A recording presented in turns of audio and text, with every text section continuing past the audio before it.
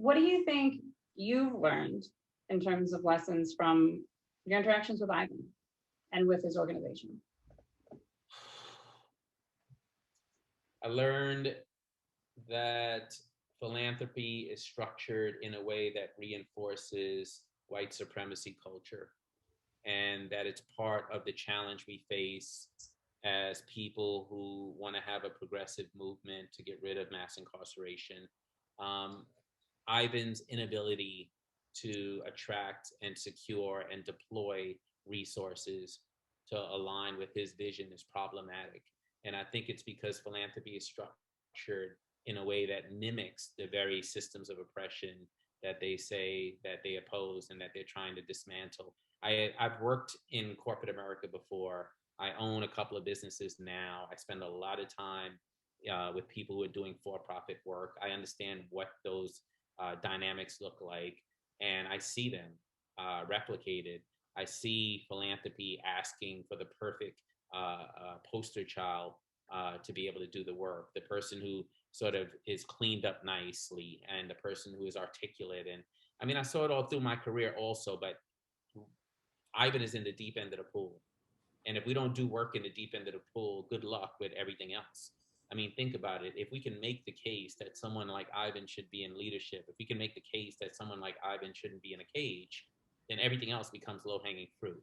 But philanthropy reinforces the need for a win, and the need for a win usually before the next grant is due. And so it doesn't make sense to support someone who's in one of the most complicated situations of any advocate and organizer anywhere in the country. It makes more sense to fund the person that's going to do some neat, nice project wrapped up in a bow that I would argue may not have much impact at all. I mean, I've been on both sides of this. I've done work that was hugely incremental, easy for me to do, very behind the scene, high level policy advocacy work based on strong relationships with conservatives and Democrats. And I've seen how that ends up being like a tree in a forest, even if you're successful. But what I've also seen, particularly in my work to CLOSErikers, is that if you empower the people who've been most harmed by an issue and by a system, that the very fact that they're in leadership and that they're expressing their humanity by sharing what their experience is like and what the impact is creates an opportunity for people who may never experience things to feel some sort of connection. And so that's one of the things that has stood out for me, is that he works just as hard as anyone else to be able to raise resources. He has a vision. He has attracted talent. There's all sorts of reasons why he should be raising more money, and that's not happening. How do we, as a society and a movement, how do we change that structure?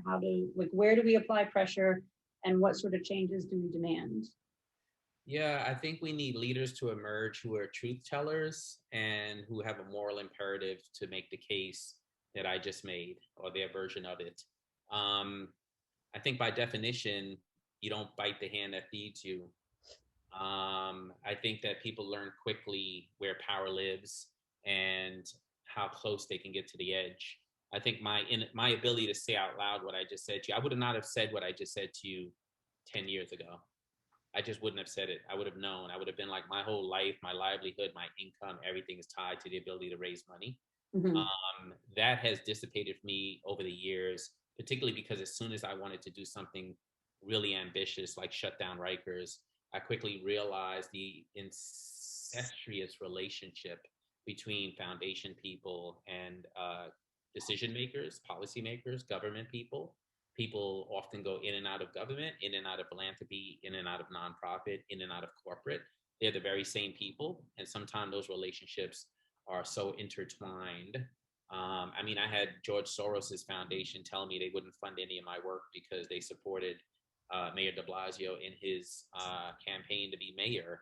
And here I am trying to close this torture island in our backyard. And the most progressive billionaire in the country, his foundation wouldn't support me. I've had the Ford Foundation whisper to me that I shouldn't talk out loud about things that might upset people or might upset other foundations, even though I wanted to talk about some of the dynamics, even in the reform space, some of the horizontal violence that happens.